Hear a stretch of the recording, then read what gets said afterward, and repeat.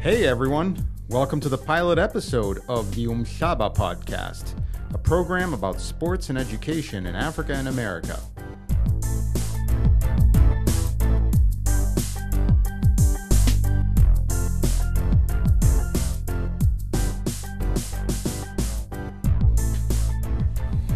Right, it's a great pleasure to welcome Boyzzz Khumalo and Yazeed Matthews to the program. Welcome, guys. Thank you. Thanks for having us. Thank you, sir. And the topic for today is sports and education, with a particular focus on soccer, or as most of the world calls it, football. And Boyzzz Khumalo and Yazeed Matthews both come from South Africa, but are now in the United States. And I'd like to ask Yazeed a little bit about how you came to become a semi-pro soccer player and now in a U.S. college. We'll learn more about that later. Growing up in South Africa, tell me a little bit about where you come from and the place of soccer in your life. Yeah, I started, playing in the streets with my friends. As a kid, there was always movement outside. You just go outside, people are playing, you just join in. That's what I did every day. And then I started playing club soccer at the age of 6 for Westbury Arsenals. And where were you in South Africa? Johannesburg. Okay, the big economic capital of South Africa. Yeah. So I was playing for Westbury Arsenals. My mom actually decided to put me in the team because I was ADHD when I was younger, so I guess it was a way for her to get me out of the house. So I started playing at 6 years old, and then I joined another club called Florida Albion. I was there until the age of, 12 years old. And then I stopped playing for about 2 years, and then at the age of 14, I joined Boyzzz Juniors. Now, Wits, for the listeners who don't know, is one of the professional teams in South Africa. Yes, that's Boyzzz, but I joined Boyzzz Juniors, so it's kind of related, but it's not the same thing. Part of the youth system. It's more like you said, like a football club Sunday for development. So I was there. And then when I was 18, I joined Boyzzz Academy. And then, I stayed there for about 2 years as well. Okay, and tell me a little bit about your family. Big soccer fans? Is this part of being South African? Or? Yes. I have 2 older sisters. They didn't play no sports at all. My dad was, that's what I heard, he was a good soccer player. And who did he play for? As teams in our neighborhood as well, and then he played for a team as well called, I think, Bosmont Chelsea. They were, at the time when the PSL started, I think they were in the PSL or something like that. So he actually, a very good player. Yeah, he actually played until the age of 45, and he actually had to stop playing because my games were same days as he. So it's a sacrifice he made for me. And that's typical in South Africa, of having family members, and I guess it's true elsewhere, who turn you onto the game and who support you. Boyzzz, you also started playing at a young age, but you were not in a club until a little bit later. So what does that say about how South African soccer works at the younger levels? Yeah, I mean, for me, it was different from Yazeed's situation. Just to talk about the family support, the first thing, even till today, I don't remember my parents coming to watch me play or anything like that. Everything I did it on my own, and they will always hear that, hey, your son is good in soccer, you should come watch your son. But you also got to remember, back in those days, I mean, my mom was working, my dad was working, so when they go to work, they come back tired, and I have a game at 5 o'clock. My mom is going to cook dinner, right. So she's not going to go to a game. And then on the weekends, it's either she's going to go to a funeral or they call it society, you know what I'm talking about? The old ladies, they put money together. She either going to go to that, or my dad is going to go to somebody's funeral. So I never had that support as a kid growing up. I always play with my friends, and they'll hear from somebody, hey, you should come watch your kid. But now that I'm older, I understand why they didn't watch it. Whereas if now, when I moved to America, it was a different support.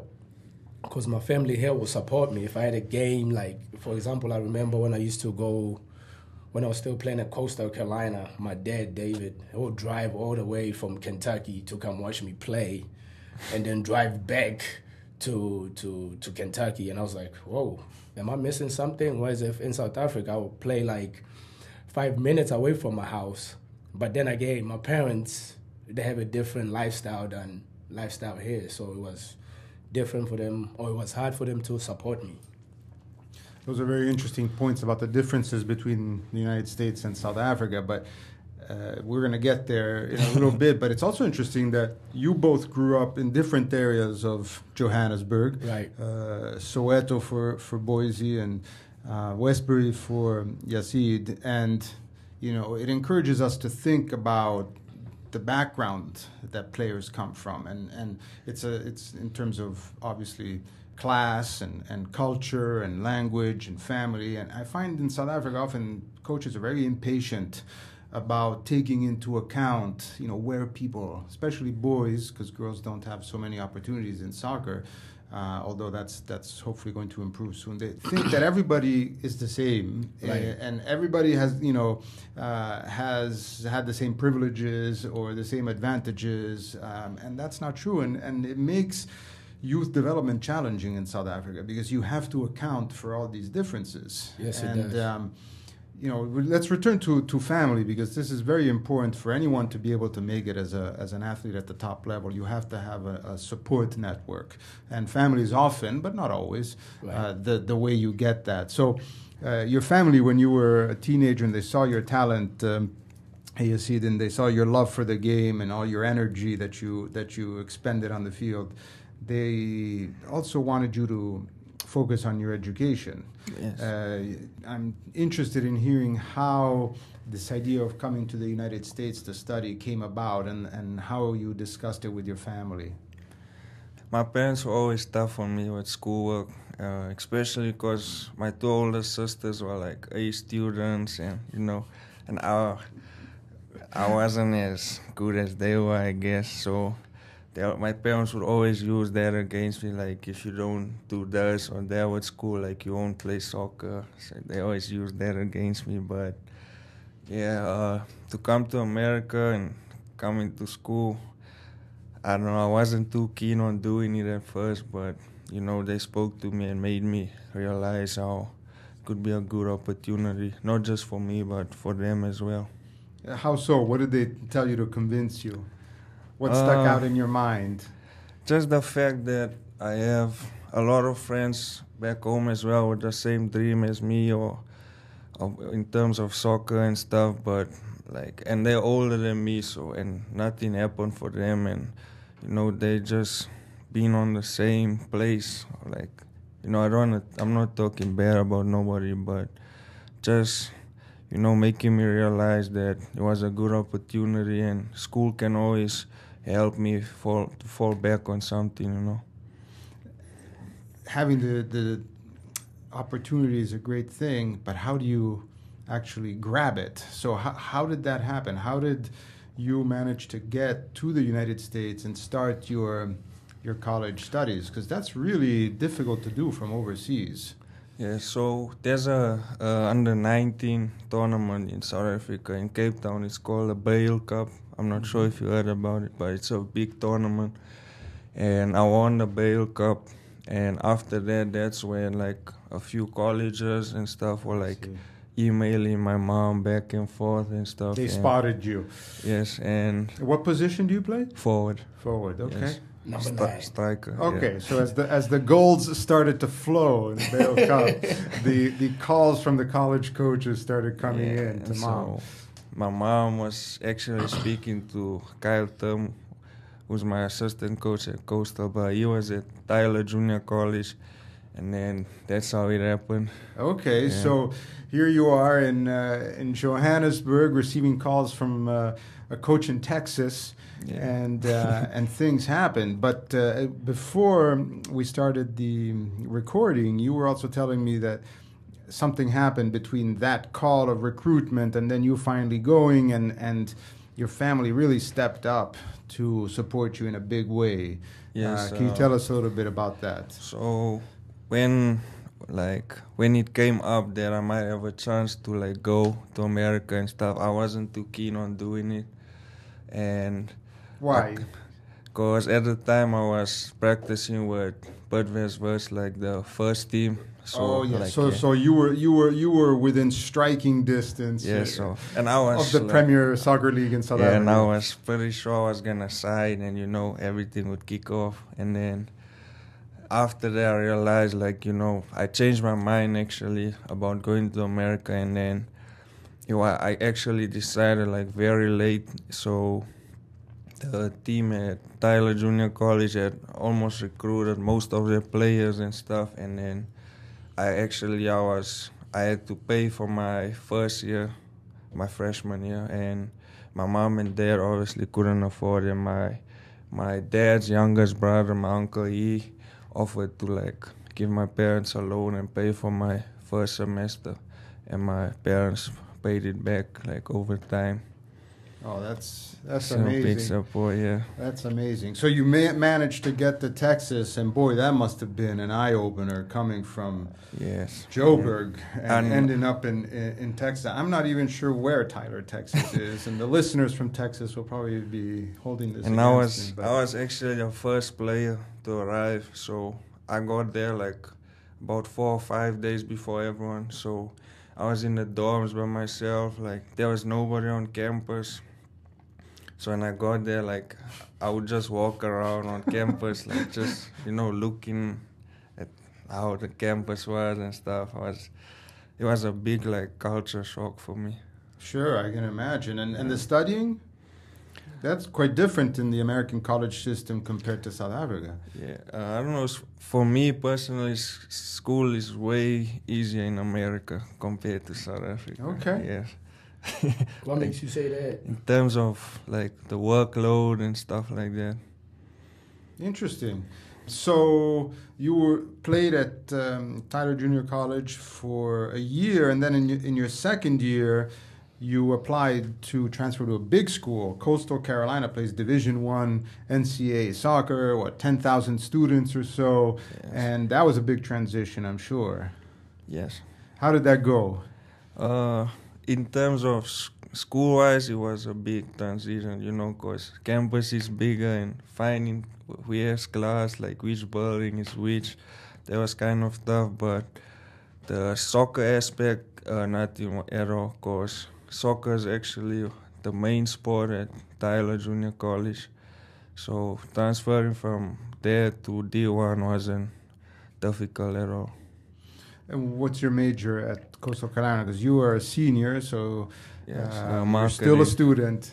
Marketing, yes. Okay, marketing, business marketing, right? Yes. Okay, so you're in an interesting situation now because you are playing for AFC Ann Arbor, which competes in the NPSL in what is essentially the fourth tier of U.S. soccer, and clearly you have the talent and ambition to become a professional player, but you're also keen on your studies, and you're very thoughtful about how you see yourself in the longer term. Boyzzz, you feel very strongly about pursuing education as an athlete. Can you expand on that a little bit and have some advice perhaps for Yazeed? Yeah, I mean, I always speak about myself and some of the guys that I've worked with in the past. Just like Yazeed, growing up in South Africa, I always wanted to be a professional player. That was my dream. It was still my dream. Even when I moved to the States, I wanted to become this professional player because that's the only thing I thought of. I mean, I will see myself wearing a pro jersey one day, people screaming my name. That was a big dream. But when I got the opportunity to come to the States, it was still my dream to become a professional player. But then I started getting all these offers to go to school, and my host family or my parents, they encouraged me. They're like, hey, man, this is a good opportunity for you. If you want to go pro, you got to go to school in case things don't work out. So for me, I went to Lindsey Wilson, which was NAIA school, and when I was at Lindsay, we won a couple of championships. It was good, and while I was there, I still had people who were talking about me to go pro. But then my mentality kind of shifted a bit because of the education side of things. I was like, hey, you know what? I think I have enough time to go to school for 4 years, and if this pro thing happens, I will still get an opportunity to play pro. I transferred to school Yazeed goes to, which is Coastal Carolina. I went there for 2 years, and then after 2 years, I got drafted, and that was good for me. I played a couple of years in different leagues, U.S.A, MLS, and then I got hurt. Now, with me getting hurt, it changed everything because now it means I have to have something to fall back on. Whereas if I was just a player, I won't have anything to do, or I'll be frustrated about what's my next step. Now, with me getting my degree at Coastal, helped me out to have other options in life. You know, like right now I'm currently a coach, which is something I feel passionate about. And me being a coach, and as you know, with our foundation, I try to push our kids and explain to them that, hey, education is important. You know, as much as everybody wants to be a pro, not everybody's going to be a pro.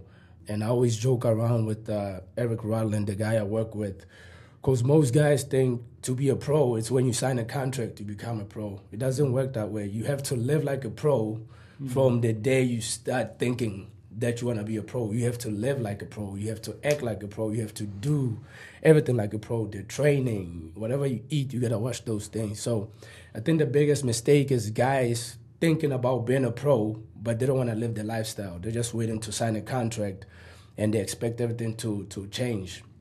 And then when that happens, guys, that's why you see guys play 2-3 years, and then you never hear anything about them. So I think by having education, it's a boost. It'll help you in the future. So that's my message to these guys, Yazeed. And there's also other South African kids that goes to Coastal. I mean, if they call me, they ask me, I always tell them, hey, you got to make sure you get your degree, because you never know where the soccer thing is going to take you. Very important points. Yazeed, where did you meet Boyzzz? At Coastal, he actually showed up to one of our practices one day. And I didn't even know. Just out of the blue? Yeah, he came to watch. Yeah, I do that. I didn't know who he was. I was also thinking, like, who's this guy that's talking so loud?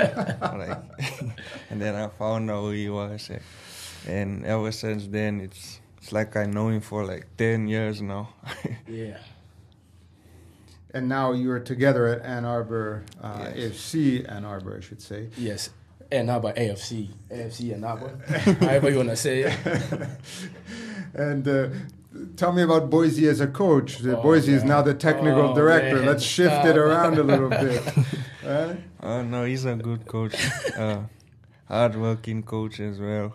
You know, he's always, in the morning he's coaching, at night he's coaching. Like, he's passionate about what he does. What does he do, putting you on the spot? Oh, man, don't do that. What does he do that American coaches don't do? I'm interested in how the South Africanness of Boyzzz. And I can answer that after he does.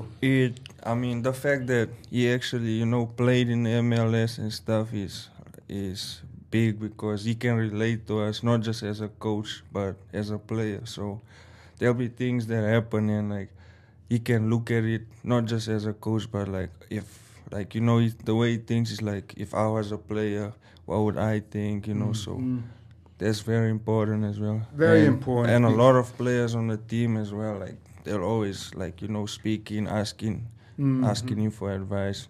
I mean, like, I guess everyone can just relate to him, and he can relate to us as players. Yeah, that sounded good.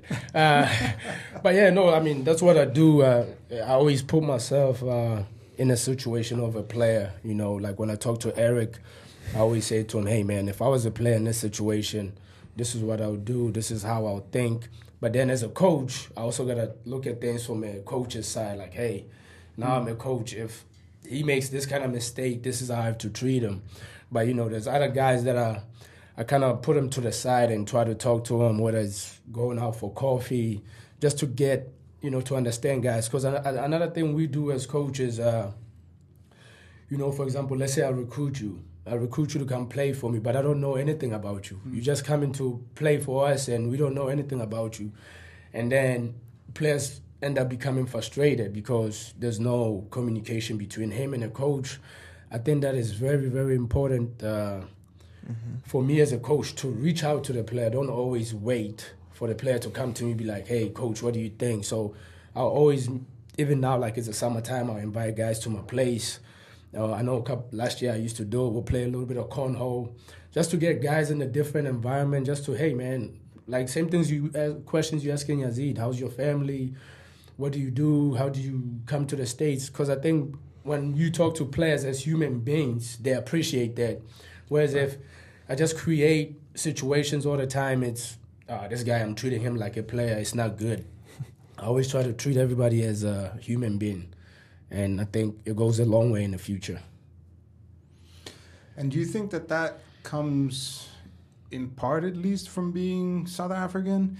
Or is it just an individual sort of approach that you've nurtured through the years? Because I find, having spent a lot of time in this country and a lot of time, probably too much time on soccer fields, youth level and adult, that there doesn't seem to be a lot of interest generally in the system of American soccer in exactly those aspects that you are focusing on. There's a lot of emphasis on physical bodies and capabilities, for instance. There's quite a bit on tactical stuff these days, less so on technique, a little bit on psychology. But in terms of caring about people, I don't see a lot of it there, or even an interest, frankly, or curiosity in those important aspects of athletes' lives. Yes, and I mean, I can relate. I'm not going to mention the schools or the teams that I play for. No, of course not. But, I mean, I remember scenarios where I went to school and there used to be a couple of guys coming from, like, different countries, Trinidad, Africa, this and that. Now, the coach's information will be like, hey, we got you to America. You should be happy. Whereas if I'm looking at it as a player, I'm like, I mean, I don't want to say the F-bomb here, but nah, man, that's not the way it should be. So now these guys coming from these different countries, like Yazeed said, he was the first one at the campus. He didn't know what to do. You only find out, like, little things we don't think about. He probably doesn't even know what Walmart is, how to get groceries, like there's no help. Whereas if I was seeing these things at the school that I went to, luckily my mom, Susan, she was always like, hey, if these guys need something, let me know. And I can kind of help out, because I remember the one incident. One guy didn't have a toothbrush, didn't have a towel, didn't have a washing rag. But, like, the coach doesn't care about those things. As long as the guy performs on the field, that's what he cares about. But now flip that.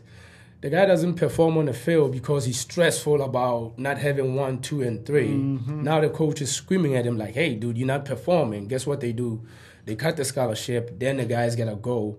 But then if you look at the bigger picture, hey, how about you spend more time with this guy? Whatever he needs. Yes, I understand there's all these rules, Division I rules, NAIA rules. But somehow we also got to be humans. Like, hey, this guy comes from nothing. So we got to find a way to help him, whether it's have him do stuff on campus, whether it's have him coach little U9, just to make a little extra cash to afford certain things. Because I even know one guy came with just a book bag. He didn't have nothing. Like, you just had one pair of shoes, a T-shirt, and he wore that stuff every day. But coaches don't know these things because they don't go and approach the players and ask him, hey, what do you need help with? But then again, you can flip that. There's players that go to coaches and use coaches to get whatever they want. Now it becomes a conversation of a coach being hesitant to help or to do something for everybody, because now you got to pick and choose your situation as a coach. You can just give, because all the players think, Coach Peter over here, he gives all the time, I'm going to get something. So it's a very tricky situation and a tricky conversation to have with players as a coach. But I always like the players that I work with, I got to teach them, I got to show them, hey, to get something in this life, you have to work for it. I like to teach it that way, because then they know for me to get from A to B, I got to do this to get there, And those are good lessons to also carry over to your studies. So where do you see yourself, say, 2-3 years from now? Yazeed, where do you see sports and education in your life in the sort of medium term? You'll be scoring lots of goals. I know that. I know for sure, no matter whether it's soccer or school, but 3-4 years from now, definitely, I'll do everything I can to make sure. But I'll definitely be providing for my family, especially my parents. So, whatever it takes, whether it's school, soccer, but that's actually my main goal in life. It's just to look after them. And that, alongside that noble sentiment, I see you're wearing in the studio here the Umhlaba Vision Foundation Yes, sir. T-shirt. This is the foundation that Boyzzz mentioned earlier in passing in a previous comment. Perhaps there'll be a role for you as part of Umhlaba in South Africa. Who knows, right? There'll be clinics to run and tournaments. He's not hired. He's not good enough. I like the fact that you pronounced it properly. So that's good. It's a beautiful logo, by the way. And for those of you who want to learn more about the Umhlaba Vision Foundation, you can go to the website. That's spelled UMHLABA. So just Google it. It's the easiest it's thing. easier.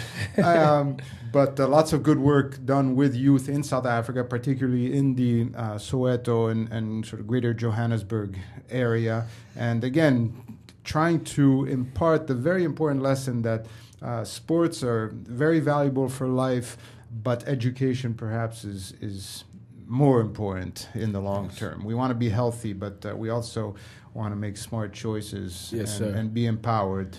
Yes, Boyzzz. No, I was going to say one thing because Yazeed kind of touched on it here when he said, he's trying to provide for his family. I think that's every kid's goal. I mean, where I come from, my goal was always to provide for my family, whether it's professionally or with me getting an education and get a job after that. It's always the goal, is to provide for your family because they've provided for you when you were little and they've done things. I mean, getting a plane ticket to come here, you think about those things. It's not easy. I mean, last year we had one kid from Costa. His name is Tiki. His family was not able to pay for his plane ticket. So we as a foundation, we found a way to raise money to help him come to the States to get an education, which is a good thing because now he can be able to hopefully finish his school. And if things go well pro, he can do that. And he can be able to provide in the future. That's a goal. Mm-hmm. Very important. Yeah. Any final thoughts, Yazeed, on your remarkable experience going from Johannesburg, South Africa, to Ann Arbor, Michigan, to Coastal Carolina University, to Tyler College in Texas? I mean, you're a globetrotter now. Any final thoughts? No, it's just the journey's been good. I've met so many good people, and so many people helped me as well. So many people went out their way to help me, so I'll always be thankful for that, and I'll never forget it. So that's why I know a lot of people are rooting for me, so I can't let anybody down, including myself. I won't let you go without hearing some Afrikaans, though. Say that in Afrikaans. Oh, no, that's... Please. We love sharing African languages on the program. That's too much. Come on, man. Come Some on, straatpratkie. Yeah, there you go. The only Afrikaans I know, as I told the guys earlier, is language I cannot use on the show because it's... soccer stadium, Afrikaans. Yeah. Boyzzz, some final thoughts? No, I mean, I just want to thank you for giving us this opportunity to kind of get the word out about especially the foundation and Yazeed and his goals. So our job as a foundation is to always, try to improve ourselves and always looking to give back, not only for kids in Africa, but also in kids in America. Try to teach them about our African culture, where we come from, how we grew up, so they can kind of relate if we act a certain way. Another thing I would like to talk about is right now it's a Women's World Cup So a lot of people are watching it, and a lot of girls are watching it. That's another thing that's missing within our foundation. I mean, we want to help girls too to also come to the States to get an opportunity to come here and better themselves, whether they're student athletes or whatever they want to do. So that's what we're trying to do right now. We're currently working with Ethan King from Charity Ball. He started something called Level the Field, which means the field is equal for both female and guys. So we're trying to make sure whatever we do on the guys' side, we also do it on the women's side. So it's a big movement that we are currently focusing on right now. Well, that's brilliant. Yes, sir. And very much appreciated. All right. Well, thanks, Yazeed and Boyzzz for joining us. And we'll be keeping tabs on your goal-scoring feats in Ann Arbor and at Coastal Carolina. Of course, Boyzzz, we hope to see you again soon here in East Lansing. You'll see me anytime you want to. Thank you, man. Thank you.